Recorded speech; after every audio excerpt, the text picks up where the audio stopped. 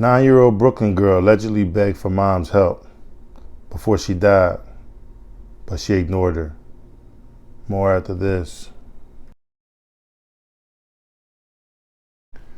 Hello everyone, and welcome back to AG's Point of View, where I give you my analysis of the most popular topics in the world today. Today's video, we have a no good mother who basically brutally beat and killed her one daughter, and just attacked the other one for 2 hours. Before I dive into the video, if you're new here, welcome to AG's Point of View. Do me a favor, hit that subscribe button, hit that like button as well. It'll bring more prospective people over to AG's POV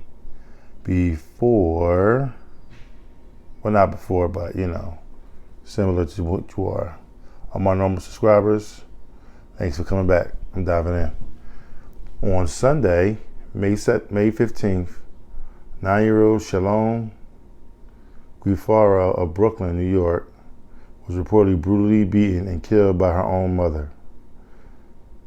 Shemene Cato, age 48, allegedly attacked her two daughters for more than 2 hours before her youngest succumbed to her injuries.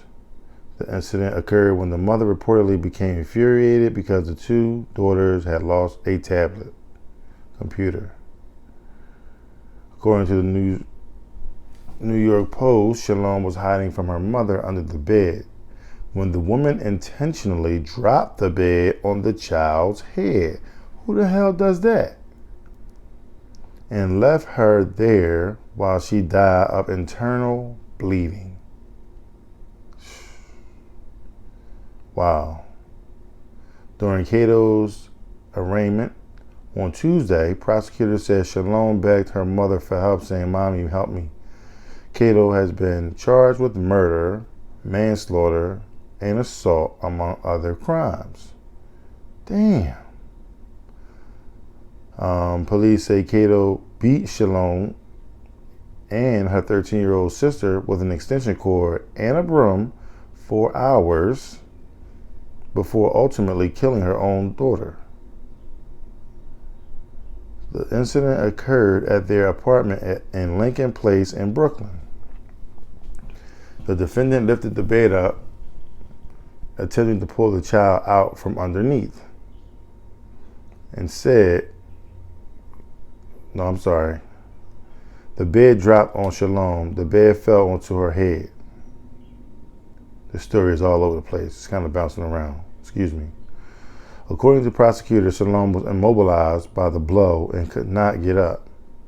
According to the autopsy reports, she had multiple blunt force injuries and internal bleeding, which is what ultimately caused her death.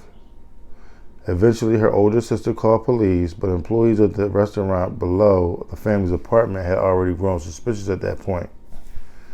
Bart Hubach, who owns the Memphis Soul restaurant in the same building, said employees called him complaining about a foul odor and a substance that was almost like sewage dripping into the restaurant from the apartment. Wow. Hubach said both girls were very well mannered, but he said he knew something was up with Cato. The mom was a nightmare, though. She always screaming at them. She was always screaming at them. She had this little dog and was really skinny. Their mother frequently cussed them out and wouldn't let them play with the other kids on the block. Reports also indicate the family had many interactions with the law enforcement in the past. Police have reportedly responded to 14 domestic violence calls to Cato's apartment, but child services was never rendered. Even with all the calls of domestic violence, city officials say child services have never been involved with Cato and her children. But neighbors report hearing frequent fights, heard a lot of screaming and fighting from the apartment. Neighbor Jason Ramirez told of the New York Post, heard loud arguments at least 10 times where they were screaming at the top of their lungs. He said, the family kept to themselves Everyone in the building is so nice and calm, but we all knew the department was in trouble. Cato was an employee of the City Human Resources Administration, and such, her union is reportedly paying for her legal services. She has been charged with second-degree murder during her arraignment. She was seen holding her head down almost the entire time, as she should, because she's very embarrassed. Miss Cato, I notice your head has been down, but I want to make sure your head you heard and understand. Judge Hanif, Simeon Hanif, who ordered Cato to be held without bail, said to her, a protective order against Cato has been issued for the safety of her older daughter, whom prosecutors say explained that Shalom had been spanked and put in timeout by their mother before she died. She was regular. Okay, let me see. She was regular, said the Reverend Pedro Torres of the No Longer Bound Ministry, which is around the corner from Cato's apartment. She would have a conversation, we would talk. Everybody says she was always verbally abusive with the child. I never saw that. Really. I always saw her with the child like a mom, taking care of her kids. Everybody can't be wrong. Everybody can't be wrong. Trust me when I tell you. He said Shalom, she really had no worries in the world, always smiling and funny. I remember the time when I gave her the doll. Next day, she saw me and gave me a hug. She was very appreciative. That was a very long story, kind of like all over the place. They have 3 different stories in one. I'm trying to interpret all 3 of them, but we got through it. All right. Short assessment of this video. We're not going to drag this out too long. Basically, the mom was irritated. She was always screaming and hollering. It kind of feels like she didn't want the kids anymore. The kids might have been in the way. I'm guessing I'm not seeing a man name mentioned in there. So I'm guessing she didn't have a man. The baby's kids or the baby's dad wasn't around. You know, I mean, she wasn't married. So you see that a lot of times. You see that in the hood. I mean, you see a lot of women screaming and hollering. They just irritated. They just mad. They're angry. And they probably mad and angry about how their life turned out to be. You know what I'm saying? They made a few decisions, didn't turn out the way they wanted to turn out, and they take it out on the kids. You can't tell me that a child loses a tablet and you beat the brakes off of them. I'm talking about you take a bed, slam on a child's head. I mean, you're that infuriated Bruh. over them losing a tablet. It's impossible. I refuse. Okay, my daughter has an iPad. I bought it for Christmas, okay? A few years back. She broke it. The screen was cracked. Was I upset? Yes, I was upset. Did I drop a bell on her head? No. You know what I'm saying? Did I beat her with like extension cords and brooms and all that kind of stuff? No. I mean, kids gonna be kids. They're gonna make mistakes. You know what I'm saying? You gotta allow them an opportunity to be able to make the mistake and then, you know, teach them a lesson within that mistake. You know what I'm saying? Yeah, you could punish them, you know what I'm saying? But you also let them know, you know, they gotta learn from that and they grow and be better people. That's the reason why they're children and they're, you know, they're early in their development. So as they get older, you know, things get better for them. So, and then hopefully they don't make those mistakes when they get to be an adult. Now, if you're an adult, you're making those same mistakes, then, I mean, that's a whole other story for a whole other day. You know, I just don't understand it because, you know, you got people out here that's just abusing these kids. It's just like, I mean, anybody can have a child. Anybody can have a child. Anybody can raise a child. But I mean, you raise them the right way. You know what I'm saying? So the fact that she worked at the Human Resources building in New York, I mean, maybe she has some issues at work, bringing it home, has some issues at home. She ain't got no man around the house. Money might have been thin.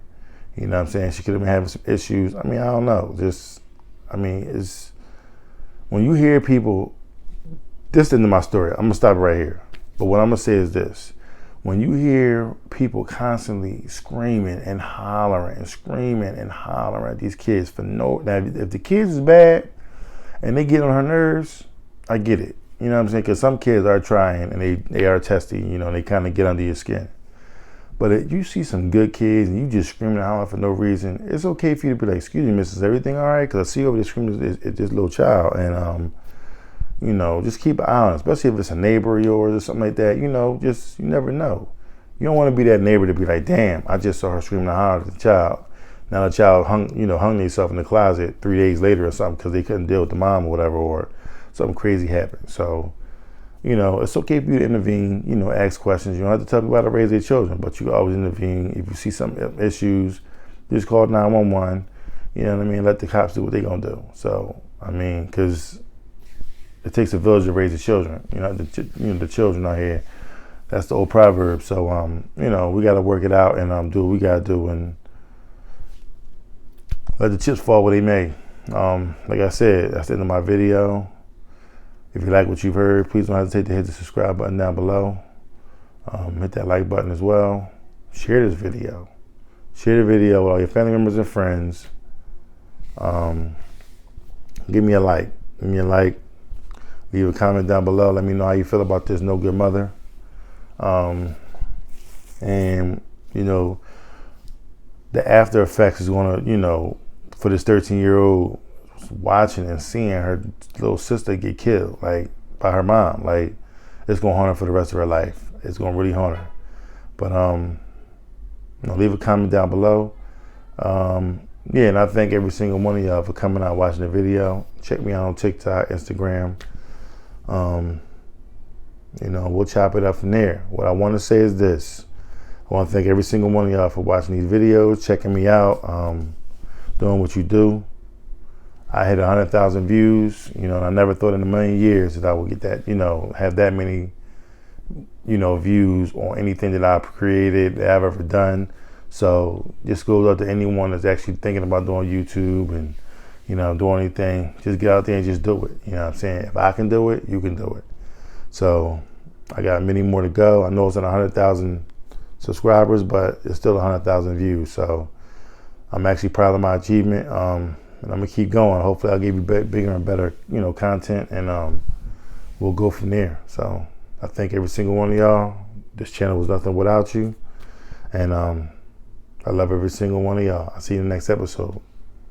Peace.